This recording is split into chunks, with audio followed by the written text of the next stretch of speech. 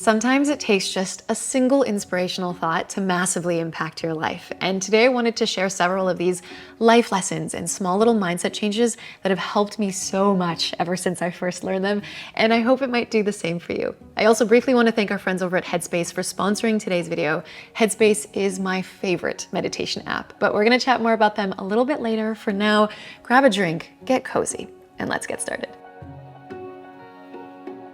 When I first met my partner, Robin, he was telling me a story about how when he was a little boy, he was taking Taekwondo lessons. And sometimes he just couldn't kick high enough or he couldn't break the wooden planks. And so frustrated, he'd say, "I can't do it." And his teacher would reply, "No, I can't do it yet." And 5 years later, that little boy got his black belt. And what I love so much about this story is that from a young age, this teacher was essentially instilling in him a growth mindset instead of a fixed mindset. Because somebody with a fixed mindset believes that skills and talents are innate, something that they're born with. Whereas somebody with a growth mindset believes that hard work, rather than talent alone, is important in success. And it's one of the most powerful mindsets that you can have because it essentially makes time your ally. Eventually, everything is possible. So anytime you catch yourself thinking, "I can't do it," switch it to "I can't do it yet." In social situations, I'm hyper aware of whether what I'm saying or doing is coming across as awkward. Or if I'm at the gym, for example, I'm nervous that people are watching my every move and silently critiquing my form. And what I've come to learn is that this anxiety in psychology has a name. It's called the spotlight effect. It's when you feel like all eyes are on you. But in reality, most people are too wrapped up in their own concerns to pay much attention to anyone else. As Eleanor Roosevelt once famously said, "You wouldn't worry so much about what others think of you if you realized how seldom they do." Most people simply don't care, and I have found that thought so liberating because it's helped me feel more comfortable just being myself. When we want to make a diet change, when we want to eat more healthfully, it can be really tempting to want to eliminate foods that we think are harmful, like cutting out chocolate and chips, for example. The problem with restrictions, though, is it can really mess up our relationship with food. And I'd like to think that all food has a place at the table, and it's more just about finding balance rather than strict elimination. So what if we shifted our focus from exclusion to inclusion? So instead of saying something like, "I want to stop eating donuts," we would say, "I want to eat more fruits and veggies." Instead of saying, "I want to stop eating out," we'd say, "I want to make food at home more often." It's more forgiving and more motivating because we're not focusing on what we want to eliminate. We're emphasizing what we want to add, creating a diet based on abundance. I wish somebody had told me this sooner, that it is okay to change.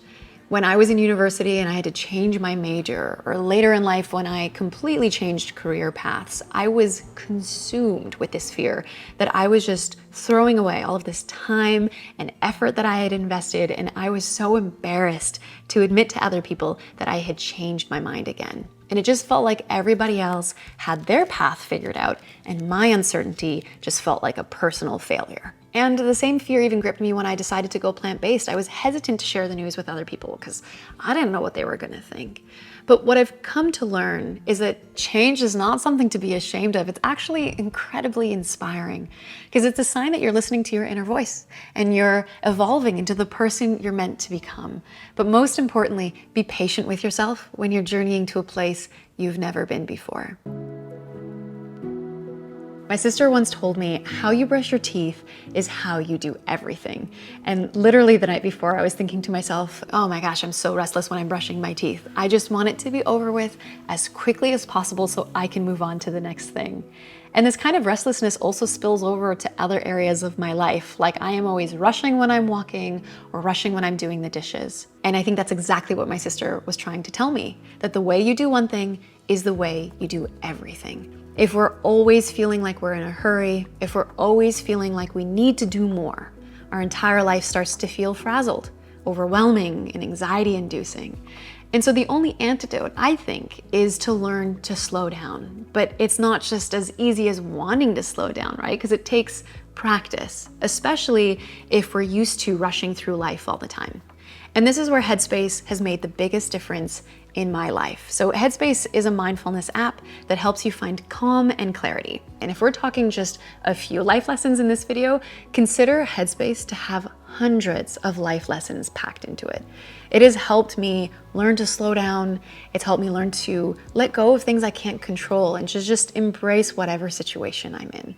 I'm just going to come back to that feeling, being present, being balanced in both body and mind.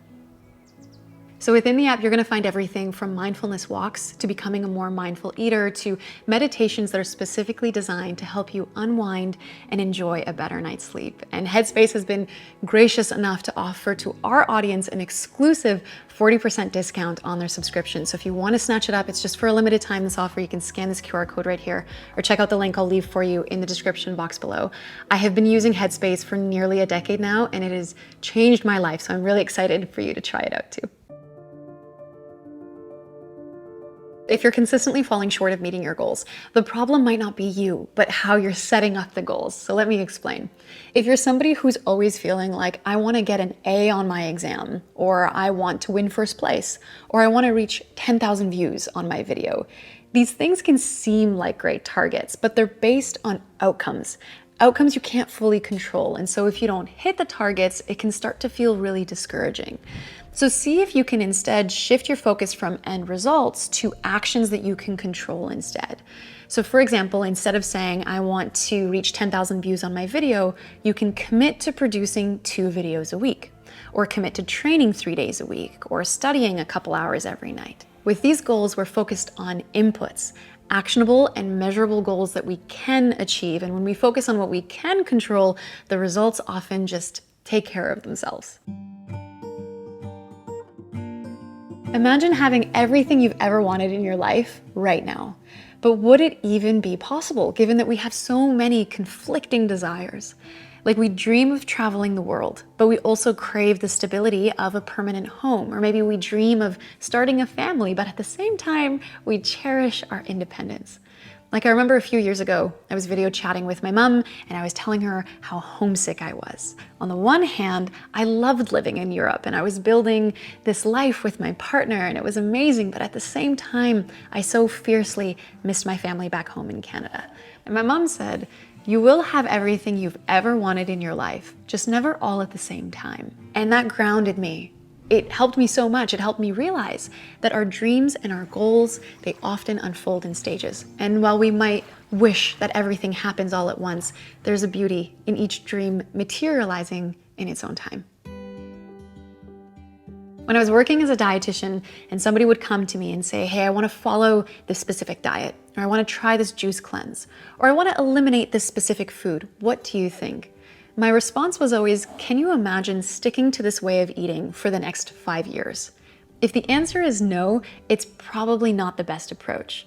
And it's just a simple question to help us rule out if what we're trying to follow is a quick fix. And when it comes to quick fixes, usually they only give short-term results. But real change happens with consistent effort over time, the daily habits. As Gretchen Rubin once said, what you do every day matters more than what you do once in a while. So if you ever come across someone who says you should eat a certain way or you shouldn't eat a certain food, before you give in, just ask yourself honestly, can I see myself following this advice, not just for the next week, but can I see myself eating this way consistently for the next 5 years? And if the answer is no, it's probably a good idea to find a more balanced approach. I was once talking to a therapist. I was telling her about this goal I really wanted to achieve, but I was so afraid of failing. And she asked, are you afraid or are you excited? And I said, no, I'm afraid. And she asked again, are you sure? Because the physical sensations of fear and excitement are very similar. We often think that fear means we're doing something wrong, but what if it's just showing us that we care about the outcome, that we're invested? What if we saw fear as excitement for what could happen next? In the words of the author Corey Allen, going from being worried about what might happen to being excited about what might happen is only a mindset shift away. And so now, anytime I feel fear, I'll say out loud, nope, I'm excited. It literally transforms the paralyzing effects of fear and anxiety into an openness to try new things. We're stuck with ourselves every single day. Other people come and go, but we're with ourselves forever. And so it's really important that we are intentional and kind in the way that we talk to ourselves. And so this is a little trick that I use. It's gonna sound weird, but just bear with me. Anytime you're talking about yourself in your mind, try to use the third person. Because I think we tend to beat ourselves up a lot and we say things like, I'm so dumb or I'm so ugly.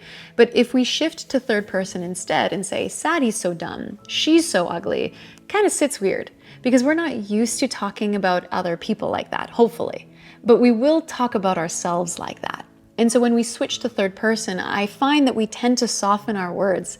So we might instead say, she felt so dumb because she didn't know what to say, or she feels really ugly because she doesn't like what she's wearing. It makes the whole thing feel less intense and more just like we're working through a problem instead of attacking ourselves. Look, you can walk away from a bully, but you can't walk away from yourself. So you want your mind not to be a place where you feel scared and criticized, but a place where you feel safe and supported. So just make sure you're building yourself up and not tearing yourself down.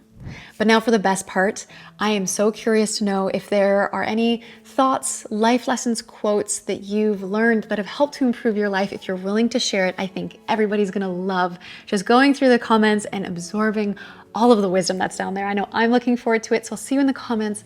Thanks so much for hanging with me today, friends. I really appreciate it. Pick Up Limes signing off, and I'll see you in the next video.